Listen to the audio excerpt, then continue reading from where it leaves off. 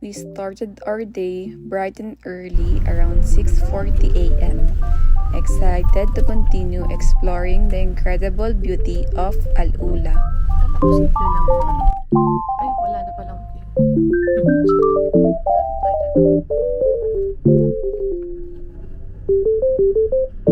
Saan tayo pupunta? Hegra. Wow. Kala ko dyan tayo pupunta. Kagabi. Ano lugar yan? Old Town. Kaya ang ganda pala. Town lang ganda.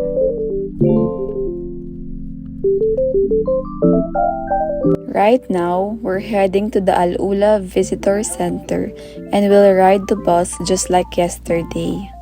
Kung tumatagal anak, may iba ang mall. Kasi kung ay may sandstone. Ibang Ginawa ko dahil sa hangin. Honestly, the views on the way are just incredible. Look at those rock formations and the colors of the desert.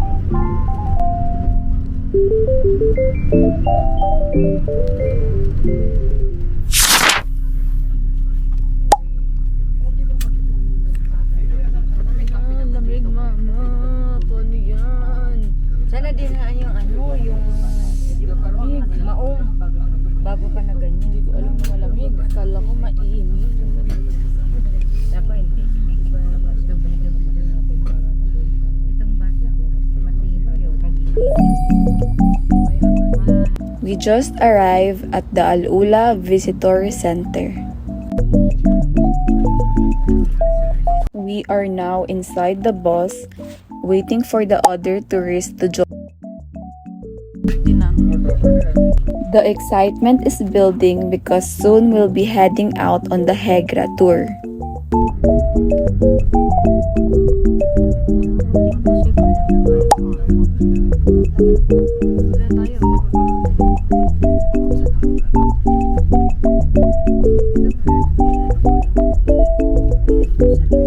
It took less than 30 minutes on the bus and we've already arrived at the Hegra Visitor Center.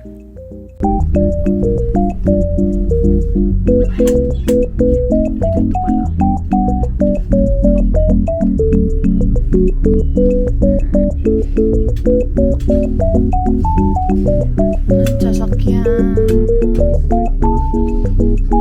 Sana.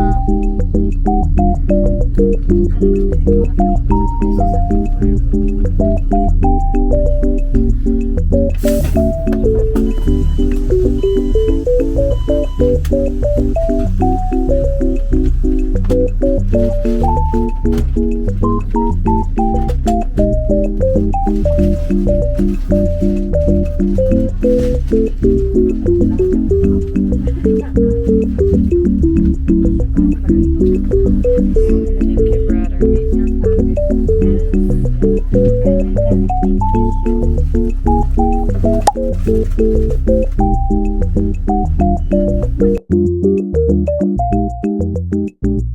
We just got dropped off at Hegra Visitor Center and wow, it's really cold.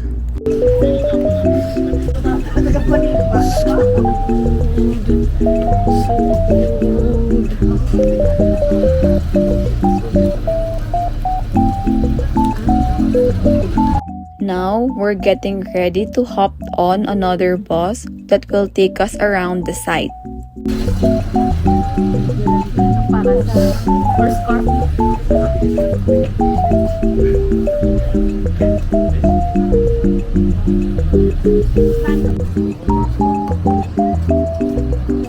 And now, the tour officially begins. We're heading inside to start exploring, and I'm so excited to see what's waiting for us. From here on, it's all about discovering the beauty and history of Hegra. Tara, ma.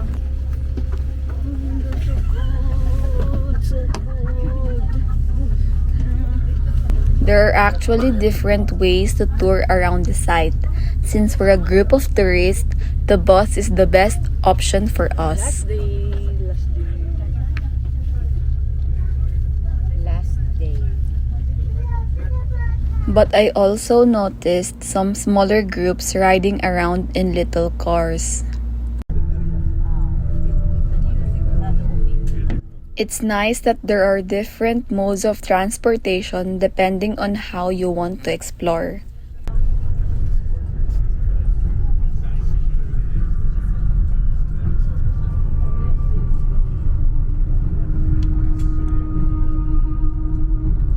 تعتبر الحج موقعا استراتيجيا للاستيطان لما فيها من مقومات الحياة من وفرة المياه والأرض الخصبة إضافة إلى كونها نقطة توقف للمسافرين. Our tour started with a short prayer and some announcements about how to be respectful while visiting. Since Hegra is not only an archaeological treasure but also a UNESCO World Heritage Site, they reminded us how important it is to respect the area and always act like responsible visitors. We were also asked to stay with the group and follow the paths provided so that nothing gets damaged. It was a good reminder that we're not just here as tourists. We are here as guests walking through a place that holds thousands of years of history. To Mediterranean ports, as well as continuing overland to Mesopotamia.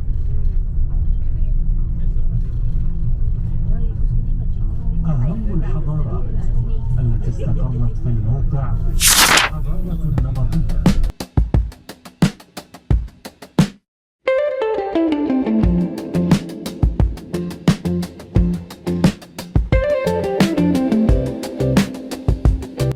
Our first stop on the tour is Jabal Ithlib.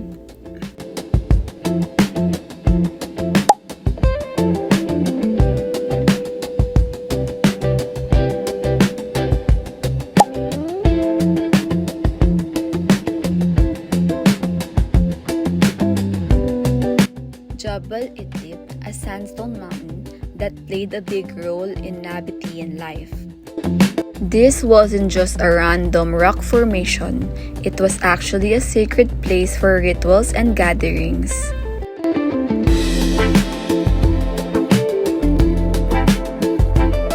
It's such an incredible place with its towering rock formations and so much history carved into the stone.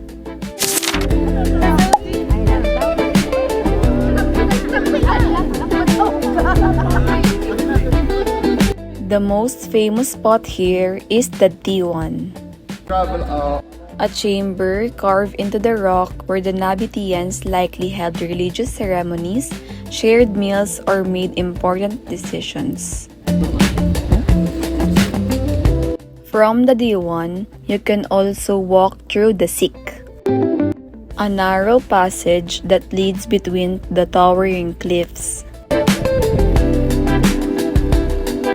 Walking through it almost feels like you're stepping into another world. It's amazing to think that thousands of years ago, this exact place was buzzing with life and community.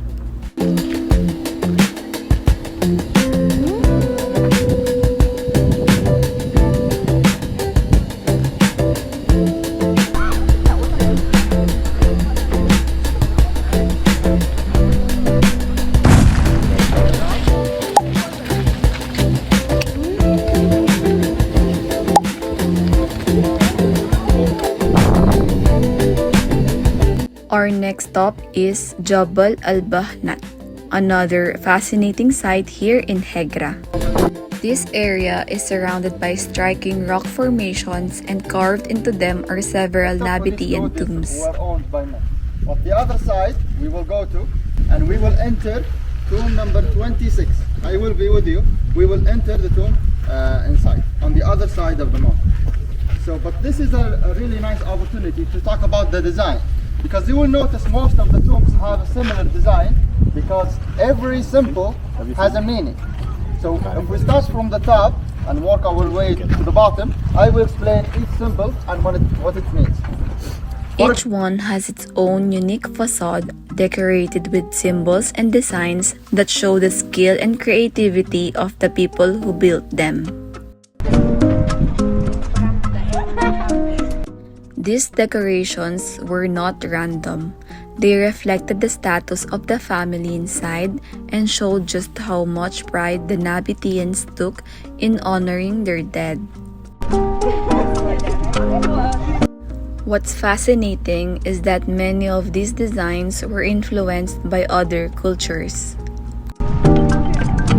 You'll spot touches of Greek, Roman, and even Egyptian styles carved right here into Saudi sandstone. And the last layer will be from linen. And they would take them in bags and come to bury them. They would open the door and then it's ready to be buried. Now the burial process, there's many types and ways to bury a person. One is like in a shelf. So they would make the shelf after the person dies to take their measurements. For example, this is for a child. So after the child died, they took his measurement and were able to be buried here. Second method of burial is like in a square like this. Usually the owner of the tomb or the wealthy person in that family take the best spot, like we see here. Sometimes they put them in wooden coffin and just leave them like this. Sometimes they open like a really big square here and put the coffin inside. But those are the method of burial, but it's for the same purpose. Those are tombs only, so no, they did not live here. Some people say at this and think this is the window.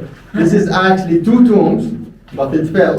And it opened this area here. Do you have any questions about the burial process?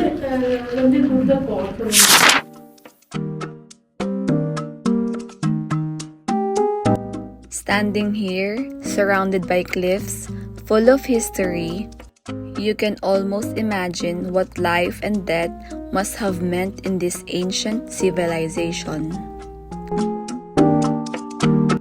And it's both beautiful and humbling at the same time.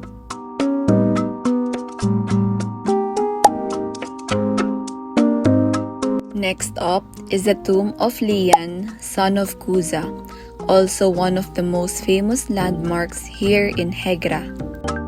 This massive monument is often called Qasr al-Farid, or the Lonely Castle, because it stands completely isolated in the desert.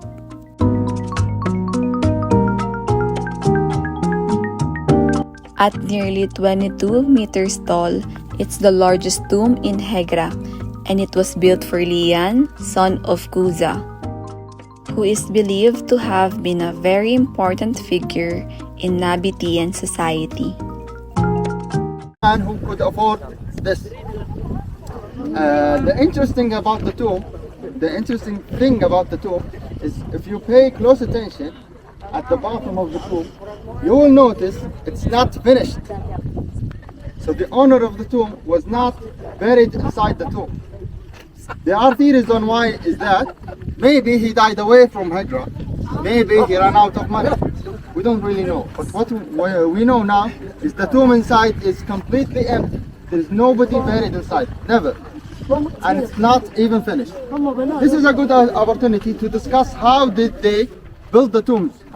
So they would start from the top, carve their way, and add the details as they go. They first divide the blocks into big blocks.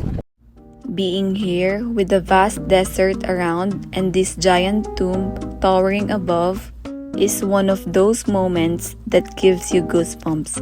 It's definitely a highlight of the Hegra tour.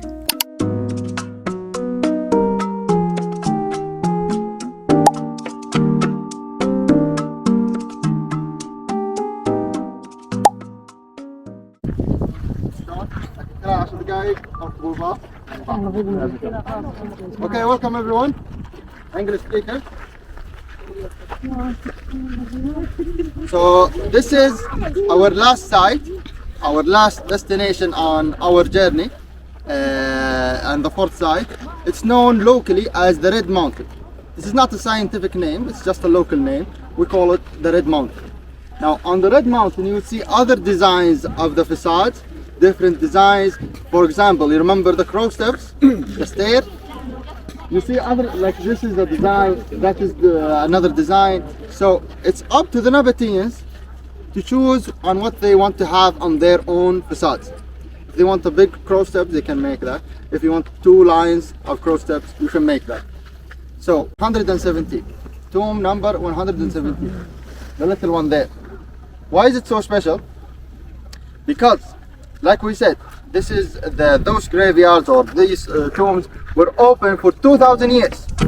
During excavations, experts actually uncovered human remains, pottery, jewelry, and other artifacts inside some of these tombs.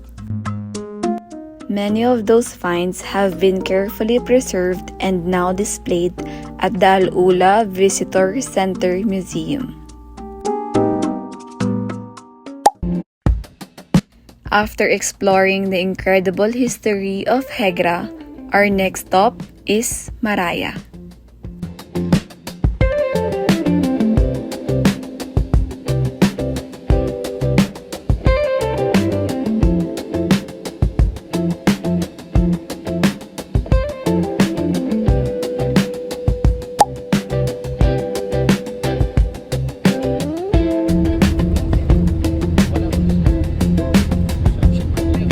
The entire building is covered in mirrors, reflecting the stunning desert landscape all around. Fun fact, Maraya is recognized by the Guinness World Records as the largest mirrored building in the world.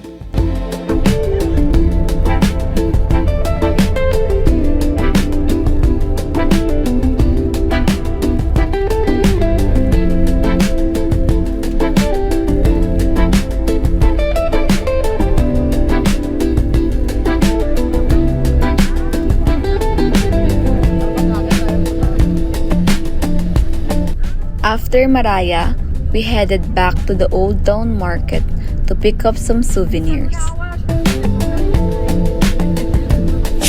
Honestly, since we visited here last night, we did not get to fully appreciate it.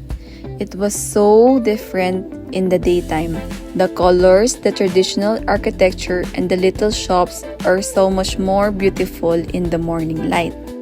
We stopped for a late lunch to recharge before hitting the road.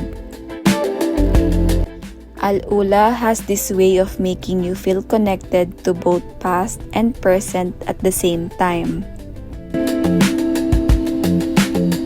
And now, after a full day of exploring, it's time to head back to Riyadh with cameras full of memories and hearts full of stories.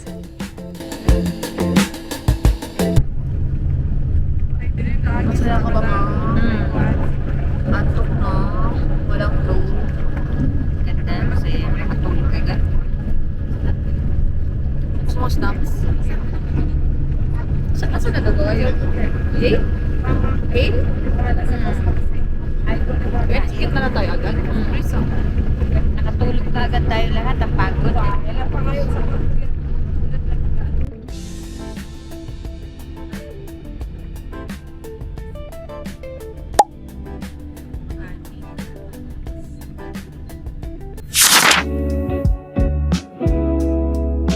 On our way back to Riyadh, we made a quick stop for dinner, and of course, being in the Middle East, we couldn't resist having the famous shawarma.